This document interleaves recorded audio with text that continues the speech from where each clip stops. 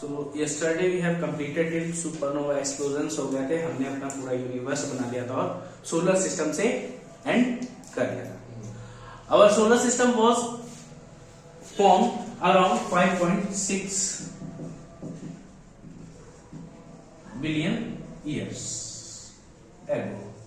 जो हमारा solar system बना था 5.6 बिलियन ईयर्स एगो लगभग स्टार्ट हो गया था and completed along with earth 4.6 billion years ago billion years before present. जो हमारा complete solar system along with अर्थ, तो बेसिकली हम किसकी बात कर रहे हैं? अर्थ पे। अर्थ हमारा कब बना है? 4.6 बिलियन ईयर्स बिफोर प्रेजेंट।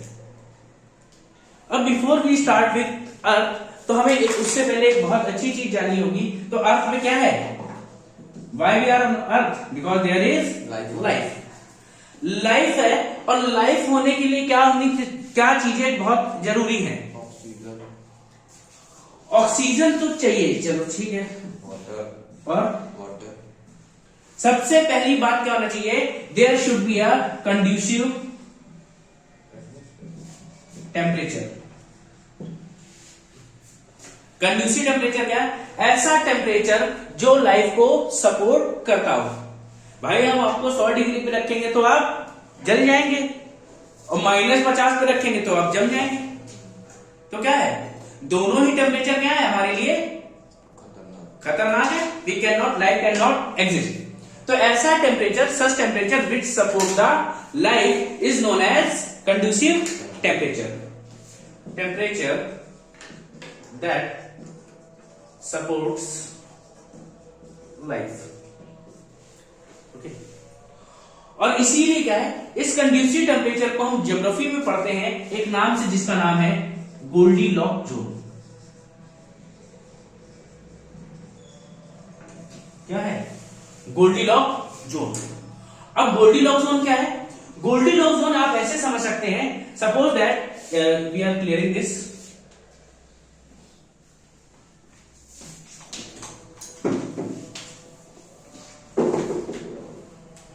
ये आपका सन है,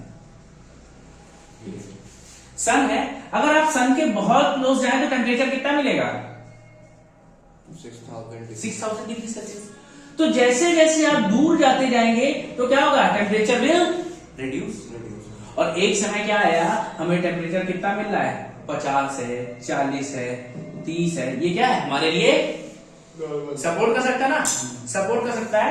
we can say that from -10 to 50, थोड़ा बहुत ऊपर नीचे भी हो जाए तो ये टेम्परेचर क्या है? हमारे लिए अच्छा है। ठीक है, the belt where the temperature supports the light, the belt of sun या belt of temperature which supports the light is known as goldilock zone. क्या बोलते हैं इसको हम? Goldilock zone. सन के चारों तरफ एक ऐसा एरिया मिला हमें जो क्या कर रहा है? जो एरिया लाइफ को सपोर्ट कर रहा है। ठीक है,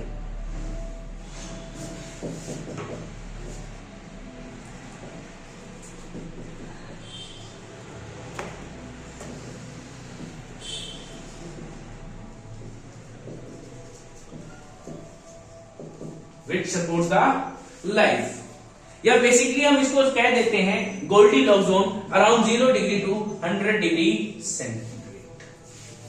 कोई दिक्कत?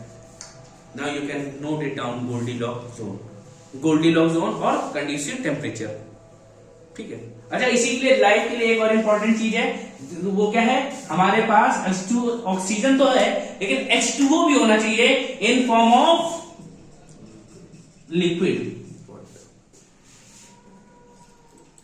There should be water in form of liquid. That is the two most important thing for the life. Life होने के लिए पहला कंड्यूसिव टेम्परेचर, ऐसा टेम्परेचर जो लाइफ को सपोर्ट करता हो, and water that should be in a liquid state. और इस कंड्यूसिव टेम्परेचर जोन को हम किस नाम से जानते हैं? Goldilock zone. गोल्डीलॉक जोन, या हम लोग ये कह देते हैं, गोल्डीलॉक जोन की डेफिनेशन आती है the belt of temperature which supports the life, या which have conducive temperature. Okay, now you can note it down. ठीक है, तो लाइफ के लिए कंडीसिव टेम्परेचर चाहिए और H2O चाहिए एट लिक्विड स्टेट चाहिए। कंडीसिव टेम्परेचर क्या था कि ऐसा टेम्परेचर जो लाइफ को सपोर्ट करे। Then I have told you earlier that our earth was formed around 4.6 billion years before present. Along with solar system, पूरा सोलर सिस्टम बना, उसमें अपनी अर्थ भी बनी 4.6 बिलियन ईयर बिफोर प्रेजेंट। अब अर्थ बन तो गई, now we have to study about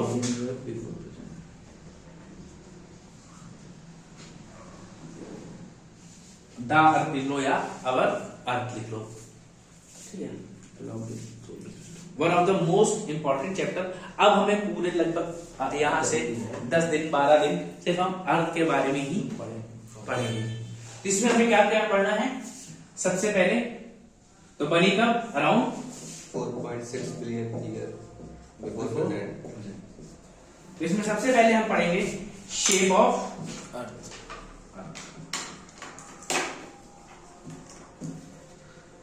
then movement of अर्थ,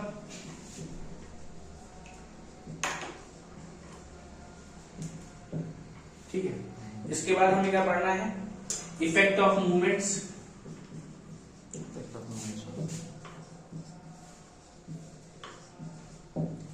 और क्या पढ़ना है इसमें हम? Surface of earth,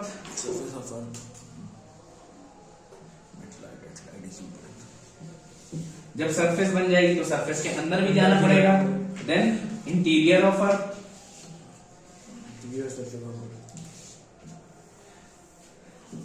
then movement of land surfaces.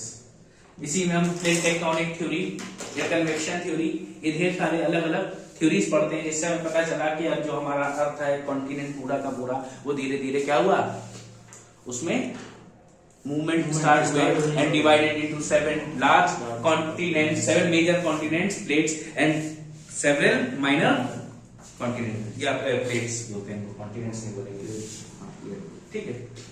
तो हम सबसे पहले जो स्टार्ट करेंगे, we will start with shape of earth. Shape of अर्थ।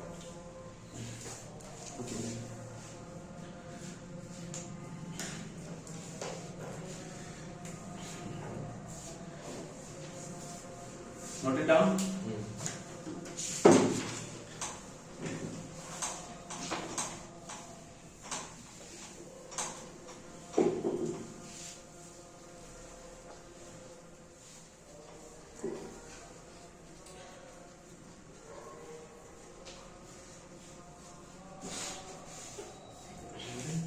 तो शेप ऑफ अर्थ में आप अर्थ के शेप आप कैसे कैसे मानते हैं? क्या है अर्थ का शेप? जियोइड।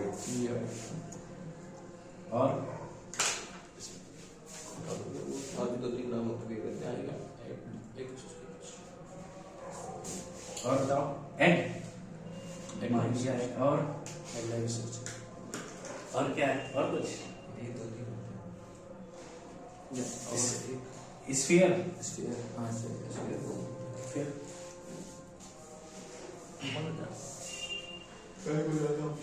देखो हम क्या करते हैं, अर्थ की शेप की बात करते हैं, मोस्टली हम ये मान के चलते हैं कि जैसे जैसे हम शेप्स देखते हैं, हम वही शेप अपने मन में रखते हैं, वही हमने देखी है तो हम वैसे ही बात करते हैं। तुमने कहा गोला हमने देखा है, हमें अर्थ भी हमेशा गोले की तरह ही दिखाई देती है, तो हमने इसको बोल दिया स्फीयर।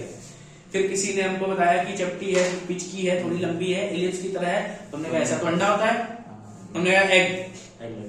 बट एक स्टैंडर्ड लैंग्वेज में देखा जाए तो अर्थ का एक शेप है जियोइड, दूसरा क्या है oblate, spheroid, then oblate, ellipsoid, elliptical सा बोला गया है, तो क्या है जियोइड है, ऑब्लेट स्फेरॉइड है, देन ऑब्लेट एलिप्सॉइड। ये बात समझ में आ गई? जब अर्थ रोटेटिंग होगी तो उसको बोलते हैं ऑब्लेट स्फेरॉइड, जब अर्थ नॉन रोटेटिंग होगी तो ऑब्लेट एलिप्सॉइड। इसके बारे में हम और भी जानेंगे। सबसे पहले हम बात करते हैं जियोइड की। जियोइड क्या कहता है? Geoid term is use for shape of earth. Geoid किसके लिए यूज किया गया है? फॉर द शेप ऑफ अर्थ। और इसमें यह बताया गया है कि अर्थ जो है कुछ ऐसे मान के चलते हैं कि साइड में बल्जिंग है और ऊपर flat flat. Shape of earth is flat at poles and bulging at sides.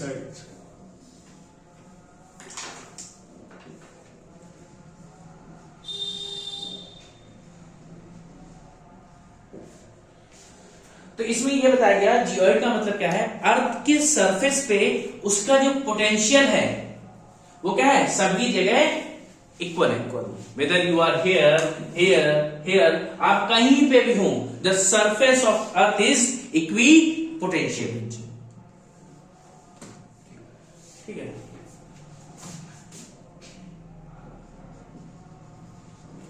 Surface of earth at every point is equi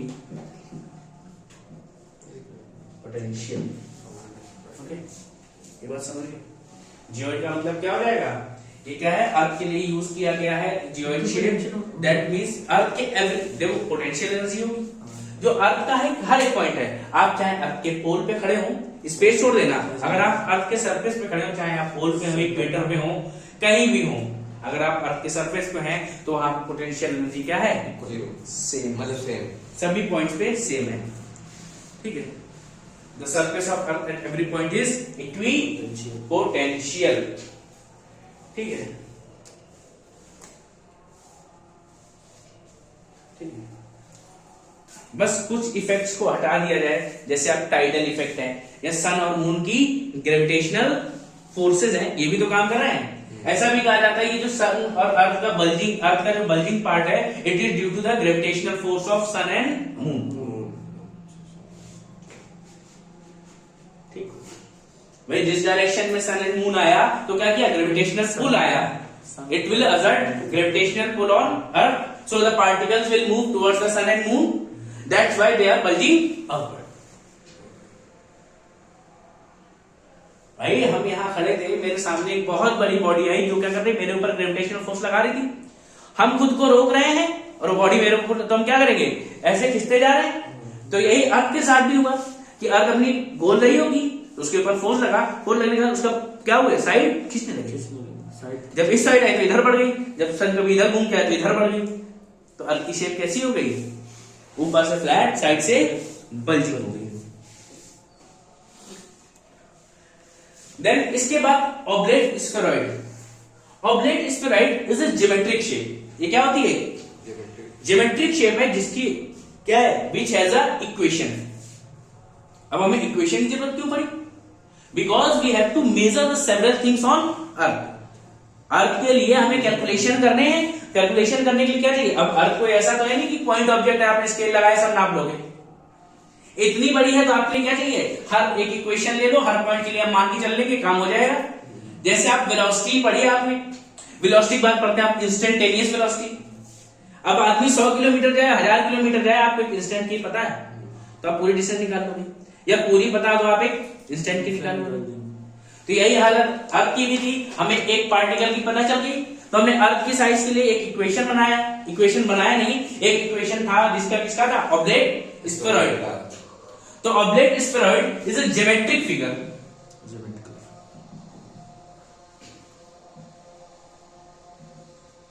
geometric shape which has equation which helps in calculation of earth। क्या करती है? Helps in calculation of earth. ये बात समझ में आ गई? ठीक है।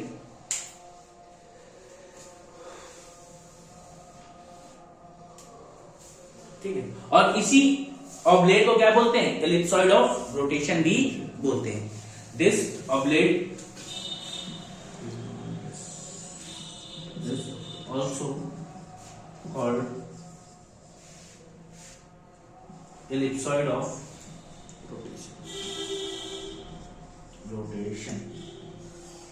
Note it down all. बस ये आपका क्या है, shape of earth. So the shape of earth is geoid, oblate, spheroid और oblate ellipsoid. Geoid क्यों बताया गया? Because at every point of surface on the earth it is equipotential. Potential energy क्या है? Potential सेम है सभी जगह, बस इसमें क्या है, tidal effect, gravitational force of sun and moon will not be considered. Then oblate spheroid क्यों लिया गया? Because earth is similar to this shape and this shape has an equation which helps in calculation of earth. ये क्या कर रही है? हमें अर्थ की कैलकुलेशन करने में हेल्प करती है. So we considered it as our earth has oblate spheroid. ये बात समझ में आ गई? Then we will move ahead on the movements of earth.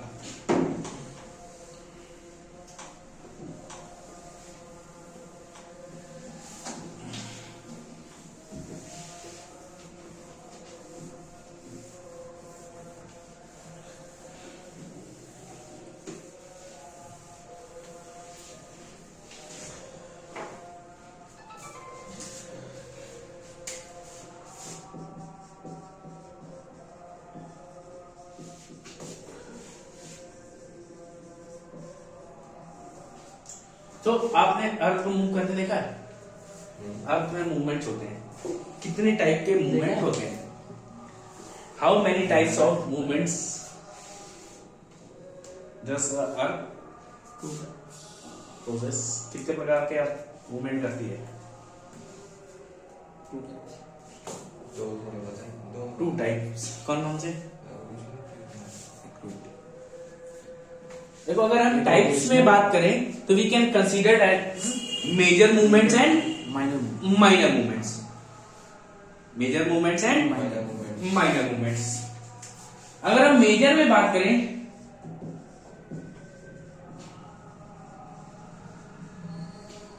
There are rotation and revolution. So what is the difference between rotation and revolution? Rotation जब अपने access पे वो move करे, मतलब रोटेट हो, और रेवोल्यूशन जब वो सन के चारों तरफ घूमे. रोटेशन क्या है? जब अपनी एक्सेस पे मूव करे, और रेवोल्यूशन जब सन के चारों तरफ मूव करे. ठीक है.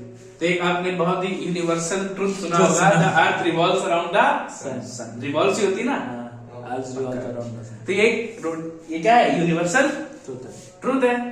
और यूनिवर्सल ट्रुथ है तो इसको सच मान लिया जाए. तो चारों तरफ सन के घूम रही है. फिर क्या है? Rotates on its axis. ये भी यूनिवर्सल ट्रुथ है ना, कोई दिक्कत नहीं. तो देखो रोटेशन क्या है? अगर अर्थ यहाँ पे खड़ी है और अपनी जगह पे घूम रही है तो ये क्या है? रोटेशन. फिर इसी रोटेशन के साथ अब क्या करे? ऐसे ये भी घूमती जा रही है और ऐसे ये चक्कर भी लगाती जा रही है. दोनों काम एक साथ हो रहे हैं.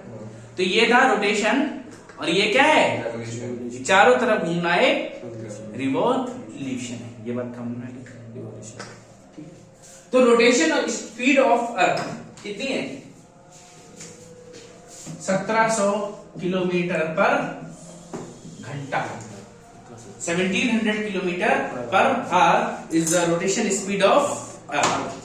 Then earth moves from anti-clockwise or clockwise? At west to east. Anti-clockwise. Anti-clockwise. Most of the planets moves anti-clockwise, that is west to east.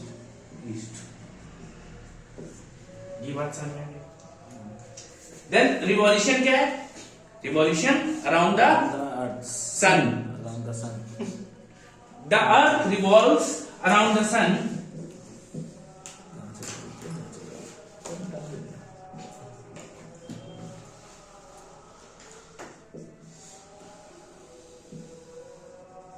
with the speed of 1.10 lakh kilometre per hour. कितनी speed है? 1,10 lakh kilometre पर 10,000 kilometre प्रति घंटा. हाँ,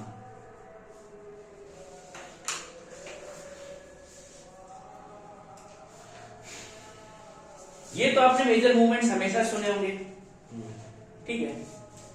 फिर इसके बाद अगर मैं कहूं कि दो और मूवमेंट्स हैं, दो और मूवमेंट्स हैं, वो कैसे?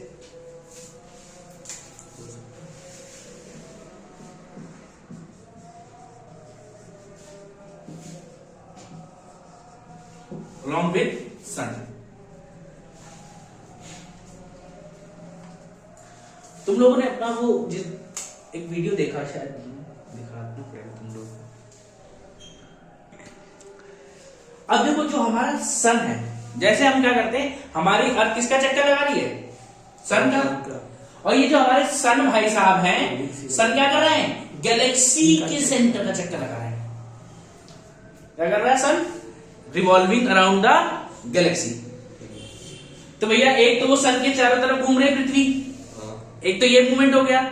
अब फिर सन भाई साहब कैसे घूम रहे हैं? ऐसे, गैलेक्सी गैलेक्सी सेंटर, मतलब सन के साथ साथ घूमती जा रही है। ठीक है, ये बात समझ में आ रही है भाई? अगर ये सन है और ये अर्थ है, तो सन मूव कर रहा है ऐसे, और सन अर्थ क्या कर रही है? अर्थ इसके चारों तरफ घूमती जा रही है। तो ये भी तो एक मूवमेंट हो गया, that is along with the sun, घूम रही है। कोई दिक्कत?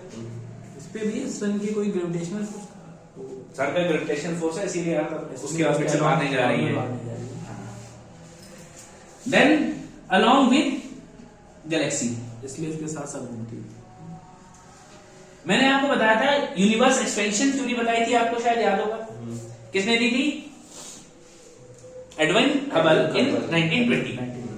द गैलेक्सीज आर स्प्रेडिंग या एक्सपेंडिंग, दूर दूर जा रही हैं। अब जब गैलेक्सीज स्पेस में है, वो मूव करती हैं। और इनको जब स्पेस में कोई भी ऑब्जेक्ट मूव कर रहा है, तो मोस्टली वो क्या कर रहा है? स्पिन करता है। स्पिन करता है, जैसे चक्र घूमते हैं, पंखे आप स्पिन करते हैं, वैसे ये गैलेक्सीज क्या करती हैं? स्पिन करती हैं। अब स्पिन कर रही है पूरी गैलेक्सी, अगर जा रही है तो अर्थ भी जाएगी ना, बिल्कुल जाएगी, मूव करेगी ना। So it is along with the Galaxy. ये भी क्या हो गया? मेजर मूवमेंट हो गया। बट लास्ट के दो मूवमेंट्स क्या है? They does not effect us, इनसे हमें कोई प्रभाव नहीं पड़ता है। So they are not considered easily. ये बात समझ में आ गई? नो डाउट, नोट कर लो। Now we have to discuss about minor movements. Major movements अभी हमने डिस्कस किए हैं, इनको हम ब्रीफली पढ़ेंगे। रोटेशन और रिवॉल्यूशन हमें पढ़ना है। रोटेशन बेसिकली हमको क्या कॉज करता है? One rotation shows us one day और डे एंड नाइट, ठीक है। इससे हमें डे और नाइट का पता चलता है। And revolution 1 year, that is 1 year. Revolution कब कंप्लीट होता है? 365 days, 365 एंड 1/4 डे, या ऑलमोस्ट बोल देते हैं इसको 6 घंटे लगता है। ये क्या है हमारा? 1 ईयर। ये बात समझ में आ गई? ये क्या है? Rotation. 1 rotation equals to 24 hours, that is 1 day, that is 1 day. कोई दिक्कत है? ओके। तो मैंने आपको कितने मूवमेंट्स बताए मेजर? हाँ, 4 कौन कौन से?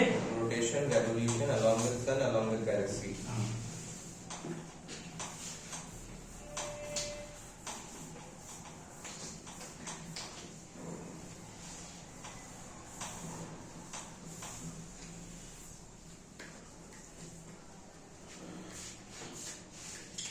Now the effect of minor movements.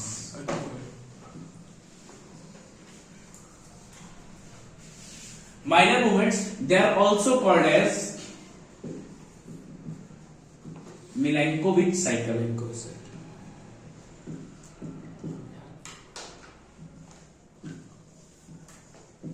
They are also known as Milankovitch cycle.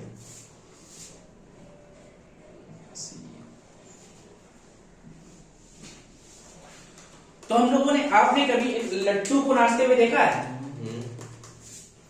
कैसे नाचता है? स्पिन करता है। अगर एक लट्टू अपने एक्सिस पे नाच रहा हो तो झुका रहता है।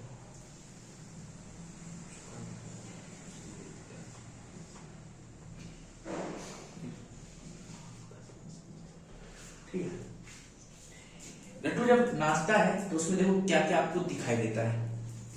पहली बात तो आप जब नाचते हुए देखेंगे तो कभी कभी आप क्या देखते हैं, ये भाई साहब नाच रहे हैं, फिर थोड़ी देर बाद वो इधर जाएंगे, फिर इधर जाएंगे, बैलेंस फिर इधर जाएंगे, फिर इधर जाएंगे। ठीक है, and it is known as axial tilt. तो पहली मिलैंकोविच साइकिल क्या है? Axial tilt. Axial tilt on its axis. It is axial tilt on its axis, या इसी को हम बोलते हैं ऑब्लिक्विटी। ठीक है, अब जो हमारी अर्थ है वो क्या है? ऑलमोस्ट 23.5 डिग्री क्या है? टिल्ट है अपनी एक्सिस पे। ये क्या टिल्ट है? चेंज होता रहता है फ्रॉम 22.1 टू 24.5। लेकिन इसको एक साइकिल को कंप्लीट होने में 41,000 ईयर्स लगते हैं, इसीलिए माइनर मूवमेंट है। समझ रहे हो? इस एक साइकिल को कंप्लीट होने में 22.1 से आने में 24.5 तक जाने में क्या लगता है? 41,000 साल लगते हैं। कोई दिक्कत है यहां पे? ठीक है, अभी कोई समस्या है? दिस इज एक्सियल टिल्ट या obliquity, and cycle of obliquity is 41,000 years. या तो जगह आपको 40,000 मिल जाए तो भी बुरा नहीं मानेंगे, 41,000 इज गुड।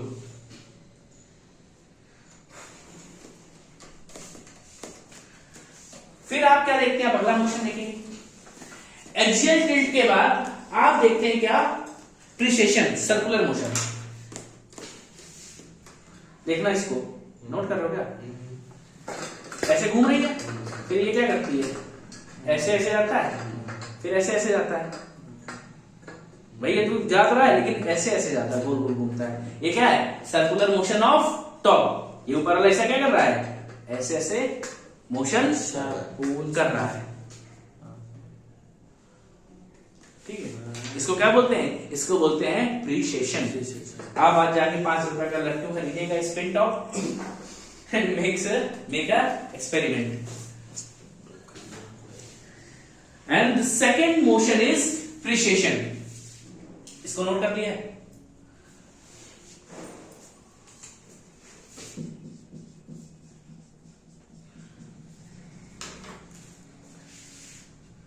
ये क्या है?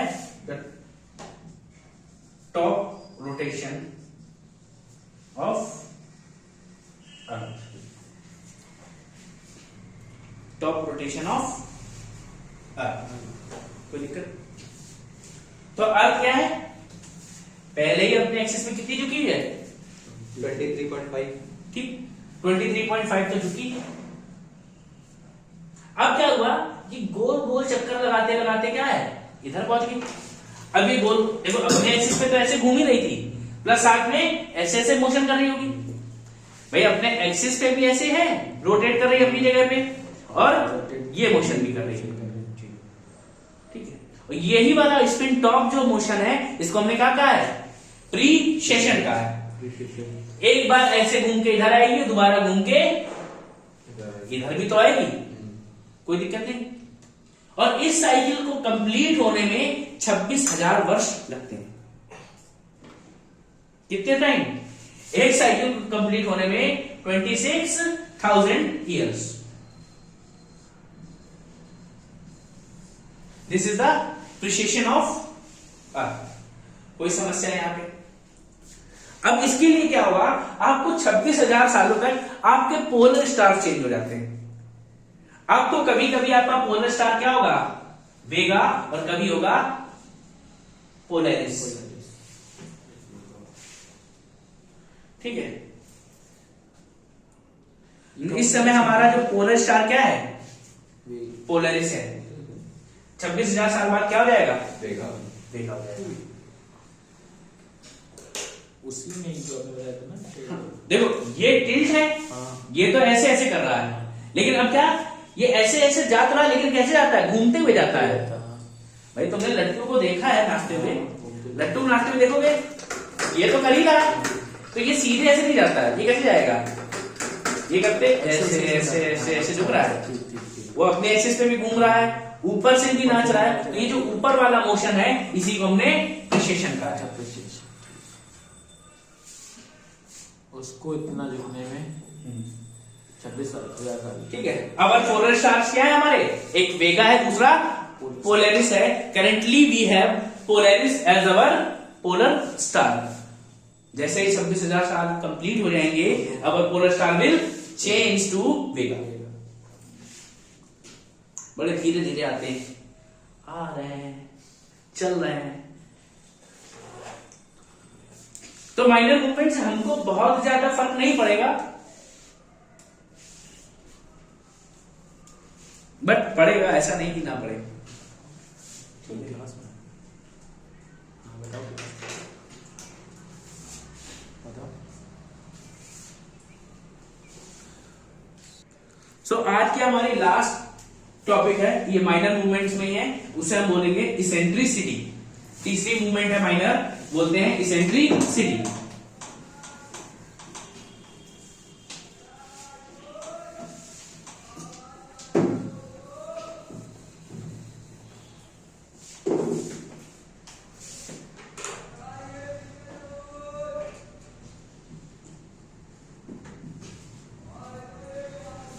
तो ये हमारा क्या है?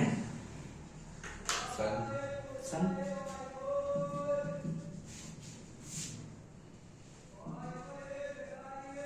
इसमें ये और एक्सेस बनाई जाए तो अदर प्लैनेट्स आपको मिलेगा जुपिटर और सैटर्न। मतलब हमने क्यों नहीं लिए, बाकी प्लैनेट वो छोटे हैं। अब हम देखो, जितना आपकी अपनी गैलेक्सी है उसमें सबका सोलर मास अगर सन हटा दें तो बचा हुआ जितना भी मास है उसमें आधा तो अकेले जुपिटर का है। जुपिटर इतना बड़ा है। हाँ, सन को अगर हटा दिया जाए तो जितना मास बचेगा उसमें ऑलमोस्ट 50% जुपिटर का मास है। कोई दिक्कत? अब इस जुपिटर क्या है? जुपिटर जब अर्थ की चारों तरफ कहीं पहुंच गया अगल बगल, तो ये क्या लगाएगा अपना? Gravitational force. Gravitational force. अब इस ग्रेविटेशनल फोर्स की वजह से क्या होता है? अर्थ अपनी ऑर्बिट से थोड़ा स्विच हो जाएगी, बदल जाती है। कोई दिक्कत? और इसी को क्या बोलते हैं? इसेंट्रिसिटी। और इसको कंप्लीट होने में लगता है एक cycle 1 lakh years. One cycle